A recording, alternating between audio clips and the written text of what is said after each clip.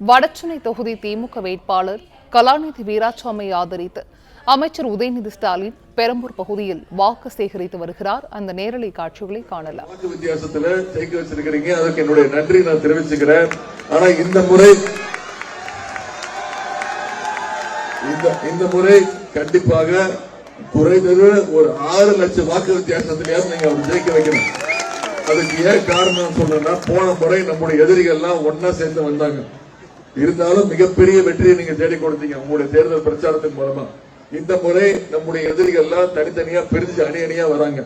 எனவே நமக்கு இந்த முறை வெற்றி ரொம்ப சுலபமா நினைச்சிடாதீங்க. எப்படி இன்னைக்கு தேதி 2ஆம் தேதி, 19ஆம் தேதி தேர்தல். இதே எழுச்சியோடு இதே உணர்வோடு நீங்க அடுத்த 17 நாள் பிரச்சாரத்தை பண்ணீங்கன்னா குறைந்தது 6 லட்சம் வாக்கு வித்தியாசத்துல கலாநிதி வீராசாமி அவர்களை யார் எதிர்த்து போட்டிடுறாங்களோ அவங்க டெபாசிட் போற அளவுக்கு நம்முடைய தேர்தல் பிரச்சாரம் இருக்க வேண்டும். அதே போல 2021 கொளத்தூர் சட்டமன்ற தேர்தலில் நம்முடைய கழக தலைவர் அவர்களை, மாண்புமிகு தமிழ்நாடு முதலமைச்சர் அவர்களை நீங்க தான் கிட்டத்தட்ட 70,400 வாக்கு வித்தியாசத்துல ஜெயிக்க வச்சீங்க. அதற்கும் இந்த நேரத்தில் என்னுடைய நன்றி தெரிவிச்சுக்கிறேன்.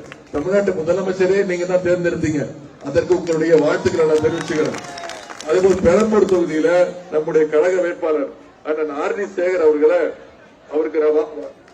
பிரச்சாரம் பண்ண அவரை கிட்டத்தட்ட 55,000 வாக்கு வித்தியாசத்துல வெற்றி பெற வச்சீங்க.